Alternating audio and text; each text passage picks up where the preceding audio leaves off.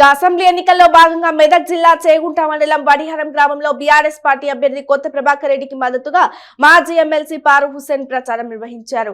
ఈ కార్యక్రమంలో ZPTC Modam Srinivas, Chegunta MPP Masula Srinivas, Vadiharam sarpanch Vaddepalli Tirumala Narasimhulu, Vadiharam MPTC Lakshmi Ramesh, Chegunta వ్యవసాయ కమిటీ చైర్మన్ ప్రవీణ్ కుమార్, గ్రామ ప్రజలు, యువకులు పాల్గొన్నారు।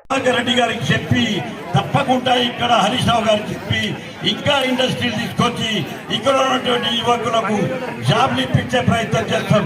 కానీ కొత్త ప్రభాకర్ రెడ్డి గారు కొడుకు వచ్చేస్తుంటే ఆయనకి రాత్రి జ్వరం వచ్చింది, ఒక 2 గంటలు దవాఖానలో చూపించుకొని వస్తాయా అని చెప్పి అంకులని చెప్పడం జరిగింది।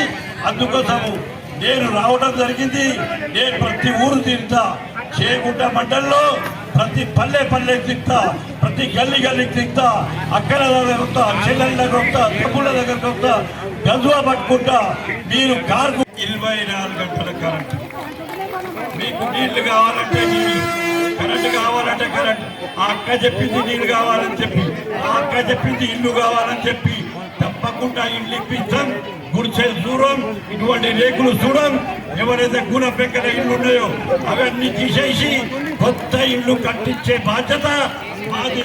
ఇక్కడ ఉన్న సర్పంచ్ గారు కానీ, ఎంపీటీసీ కానీ, ఎంపీపీ కానీ, డిప్యూటీసీ కానీ, ఈ నాయకులు జై కేసీఆర్, జై కేసీఆర్, కార్ గుర్తుకే